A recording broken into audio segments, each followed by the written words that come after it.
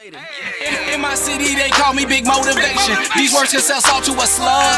I promise, man, God is my witness. On my own since 90s and lugs.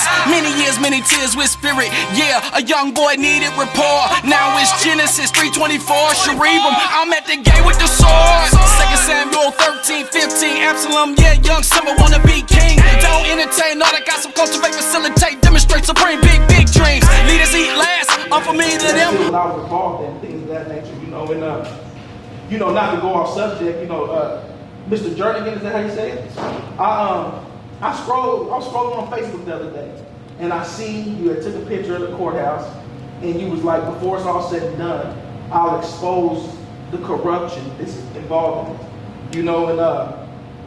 That made me like you right then and there. I never seen you before. And don't get me wrong, it's great judges, great district attorneys, great officers. It's a bad apple in anything. Just like it's great gang members, believe it or not. People with positive minds that understand that when gangs were invented, it was for protection. It wasn't for me to kill my brother. It wasn't for me to kill him because he likes red and you think I like blue. Man, that is so far from what it used to be from, but people corrupt everything that they get involved in, I like that about you because a big part of my journey is dealing with the legal system. I've been to prison twice. I almost did all my 20s in the penitentiary. Fresh out of high school, and the first time I ever got in trouble, the way that it went about, it was wrong, it was corrupted. I was guilty, So when you're guilty, sometimes the consequences come, whether they go about it wrong or whatever the case may be. And now, older, I understand that. But sometimes you don't get that second chance. Like sometimes you don't get that second chance to clean it up. And people be like, oh, well, you out, you're free, you got a second chance. But you have a lifetime stamp on you for some mistakes that you might make. Oh, yeah. And no matter how much you change, no matter how much whatever you think you might go through, sometimes it derives back from that. And it's a constant fight every day. Every day I wake up, I know what's there. I know the fast money is there. I know this is there. I know this is there. And another reason why I came here is because, we as brethren and sisters and everybody, we got to uplift each other. We got to pay attention at all times because I've seen here lately a lot too, like a lot of people on the edge, and people would rather watch them on the edge, would rather see them on the edge, would rather film them on the edge and not talk them off the edge. They won't help them off the edge. They won't do nothing off the edge. And like I said, man, every day is a battle. Every day you got to wake up. Every day you got to make the right choices. Every day you got to try to stand for what's right. And I really like that about you, man, because a lot of people, that's a powerful building down there that you posted. It's a powerful building, man, and it's been that way for decades, but the system is broken. The system is broken. There's no rehabilitation going on, and to be honest with you, it's more profitable. I don't care what they tell you in school. It's more profitable to the higher ups if you don't do what you need to do. If you don't do the right thing. And I'll jump in with you, man. So I took this class for multifamily. So buying like rental properties and stuff like that, buying apartment complexes. And in the end, what I did learn is prisons are multifamily. So I never knew that. I knew prisons made money, but think of it this way. When you're looking at a multifamily home, if I'm looking at Crosby Park, I'm looking at it, actually I typed that up. The average rent there is probably, say, $700 a month, right? So now you got the $700. With the inmates, they're trying to get it down to 30 cents. That's how much money they're making. Yeah. Oh yeah, they're trying to get it down to 30 cents to feed you, maybe 70 cents to board you, and that's it. When we do the math, so go ahead. Do some math. So you got 20,000. Let's just say, okay, let's just take Geo for instance. You got 2,600 inmates out there, and depending on the status of the inmate, disabilities, things of that nature, an inmate can bring you anywhere from 20,000 to 60,000 a year. So we have thousands of facilities like this, where they're profitable, they're for gain. But my question is this: if justice is just, how can we make money off of it? Like anytime you involve profit into anything that's supposed to be moral and just, it's going to corrupt it because who do you know wants to be down in business? Nobody. So I believe that one of the problems with everything that's involved, like you said, they want to feed you the cheapest things. Some of those boxes on the food in there says not for human consumption, but they're going to feed in masses. They're feeding in masses. So, and once you're there, who are you going to tell? Who's going to do whatever? It's no rehabilitation going on. That's why if you get on Facebook or anytime or anything of that nature, you see everybody on cell phones, you see everybody getting killed, you see everybody smoking weed, doing meth, doing everything, man. The only thing they take you away from is companionship. You know, and even some people find that in there, you know, but they take you away from companionship. They take you away from your loved ones. They take you away from things of that nature. And once they take you away from that, you know, that's all they can take. But other than that, it's drugs, it's killing, it's just like in the streets and there, but it's worse because now you got 1,000 minds who have no guidance, teaching you how to have no guidance in a better way. They're teaching you how to do wrong better instead of teaching you how to do right. So the rehabilitation never comes in, man, and it's just like I said. So I say that now. You said that I was gonna hold this one, and I'm working my way around. But I want to come to you, right? I've been studying, right? Like I said, I've been in the lab, and being in the lab, what I've been learning is a lot about culture. You see what I'm saying? So when it comes to LGBT, anything, my thing is this. When these guys go to jail, like he just said, you work at jail, right? And any of these guys in jail, are you telling me all of these guys are telling their women at home what's going on in jail? Not at all. Talk to me. And then you can go into but talk to me. There's literally a term called gay for the stay. I've seen them come in and they were the toughest man ever. Then a week or two later, they're getting bent over by somebody else. There's always someone bigger and badder. And in a prison system, there's going to also be something. Especially if you're dead, they're going to take it. They're going to take whatever they want from you. I've seen everything. I've seen people been raped with objects. I've seen another person, anything. They get their hands on them. Broomsticks, everything. But some of these kids is bad. And you know what's crazy? They want to go to jail. I know some kids that want to go to jail. So they think they want to go to jail. And I'm saying that because this stuff is important. It be sounding harsh when we be talking, y'all. Sometimes when I have conversations, people say, you shouldn't have said that. Well, it was the truth though.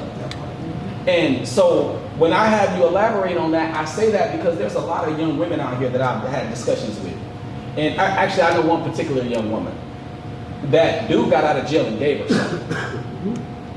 You see what I'm saying? FC is a lot of but it's like, but when we say something, they say, shh, don't say nothing. Y'all be quiet now, don't tell the truth. Everybody be quiet. And I'm saying that because these kids got to understand what comes with that. But more importantly, we're going to get off of that. I just wanted you to address that. We got that. But now tell me, what's it like for you walking around on a day-to-day? How we treating you? What's going on? Me personally, I feel like it's one of those situations where I'm not worried about what this person is doing. I'm worried about what my own people are doing to me. Like, people say all the time, like, oh, because I'm black. Well, you know what? I'm black and I'm gay, so I'm getting hate from both sides at some point. And to me, it's wrong, honestly. You get to be you, so let me be me. I ain't bothering you. Definitely hate you. No, I'm saying, that's what you should tell them. When I go out onto the clubs, I like to wear what I want to wear. I might wear jeans on Friday. I might wear a dress on Saturday. I bought it. I'm gonna wear what I want to wear. I paid my way to get in. I buy my own drinks. I got nothing to do with you. Nothing to do with me. Stay on your side. I'm stay on mine. But this day and age, people just don't know how to just keep to themselves, mind their business, and just look the other way. So I give you this. So now we got a lot of guys out here that's down low, as they call it. We gotta go there first before we get into this other stuff, because this is important for these kids, man. Y'all don't understand the shit that I be going through. So you telling me, so are these guys down low? Is that a thing? Because I hear it all the time, but I don't get to have no conversations, and it's important. Because if you ain't telling people who you really are in our community, that's important.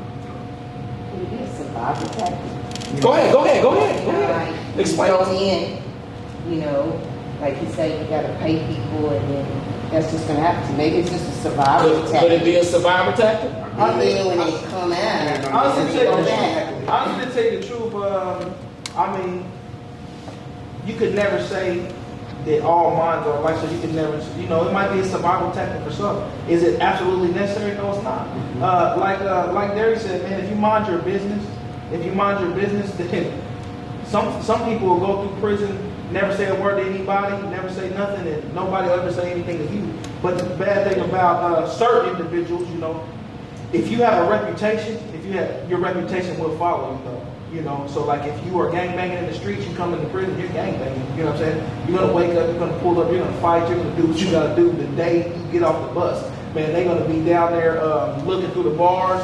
They get, I mean, just trying to figure out the way info travels in there is unreal. I'm talking about the moment that I remember when I got off the bus, they put us in the hallway. We sleep in the hallway for 3 hours.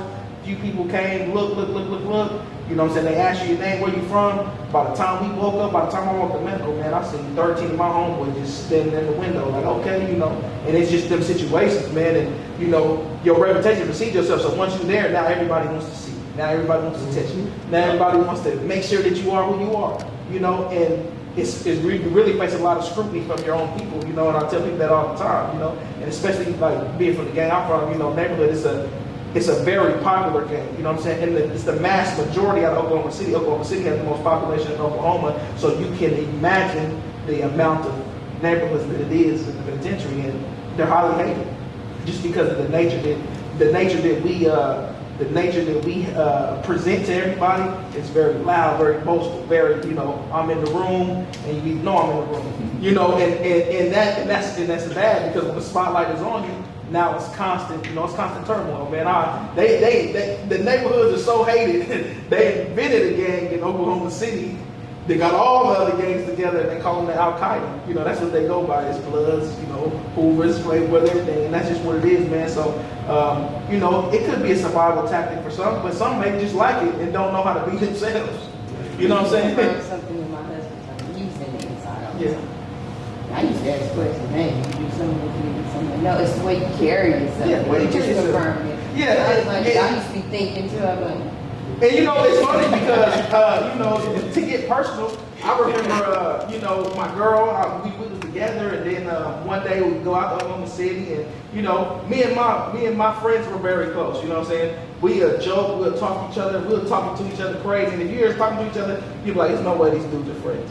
You know what I'm saying? But the relationship that we share, we got a very close relationship, but my girl was so unfamiliar with, you know, how I consider a friend, because I consider a friend a brother, especially, you know, I've been knowing these guys 20-something years, and she was just like, I remember leaving out the hotel room, and then her friend was in the hotel room, and I was walking back up, and I hear her say, like, man, I just really wonder about him, because, you know, he did all his 20s in the penitentiary, and I'm just like, you know, listen, I hear it at the door, and it infuriated me. I was like, what? You know? But as I walked in the hotel room, I was kind of quiet, and just the type of person I am, I gotta address it, you know. I have to address it, and that's one of my flaws, you know. And that's anywhere, at the convenience store, anywhere. I don't care where I'm at. I gotta address it, and I addressed it, you know. But at the same time, I had to present understanding to her too, because this is a common nature, you know. This is common behavior between men, you know. So, you know, especially with people being on the down low, whatever the case may be, I can't fault you for thinking that when you have this stigma about being incarcerated, you know, so, you know, you're entitled to your feelings, but it's like you said, man, you carry yourself, you know. I don't have, my brother's gay, my older brother's gay, so at the end of the day, I always feel like I don't need to separate myself, you know, because I know who I am, you know, I know who I am. I could be in a room full of gays, that don't make me gay, you know what I'm saying? I show love to the next person like they show love to me, man, even in the penitentiary, you know. A lot of people, they want to, you know, let the gays play the card games, they won't do that, man. None of that stuff matters when you are confident in who you are. You know, when you start wanting to separate yourself from it, I start thinking you might like that or something. You might need to stay away from that because you can't control yourself or something. You know, it is what it is, man. When it was Darius' birthday, I walked up to him in scooters and pinned some money on him, you know what I'm saying? Like I said, I grew up with Charles, you know? I grew up with Charles, you know. I grew up with Charles, so, you know, I never even speak to Darius, you know what I'm saying, or ever, you know. Sometimes I might say, what's up, you know, I'm not rude or nothing like that, but, you know, it's just one of them things, man. Like, you got to be comfortable in who you are, man, you know, and everybody has what their preferences, what they like, what you agree on, what you don't agree on, and we're going to disagree. You know, it's been 20,000 topics that I done seen Darius post on Facebook that I just disagree with.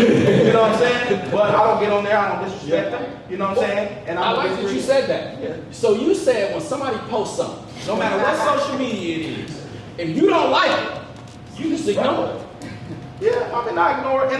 Now I'm gonna say this. Now, if it's a topic where we're having intellectual debates, because that's the only type of debate that I'm gonna have. Because any other thing outside of that, like I say, I ain't perfect, man. It's a day-to-day thing with me, man. My blood will rise in a minute. So, you know, as long as we're having an intellectual, respectful debate, we can talk about anything that you want to talk about. Right? You know, because I'll walk away from anything if you let me, or I'll talk about anything if you let me. But you know, it's just one of those situations, man. I mean, you know, but if I just don't believe that I'm going to get through, and not even get through to some people, because some people you can't get through to them. That's their life. You know, your life is your life, and their life is their life, and we'll never agree on certain things. So some things I do try to use discernment and pick and choose what I like, what's my opinion on. But if I believe that somebody is in error, like true error that may cause them some sort of destruction down the line, then yes, I'm gonna put my input in every time.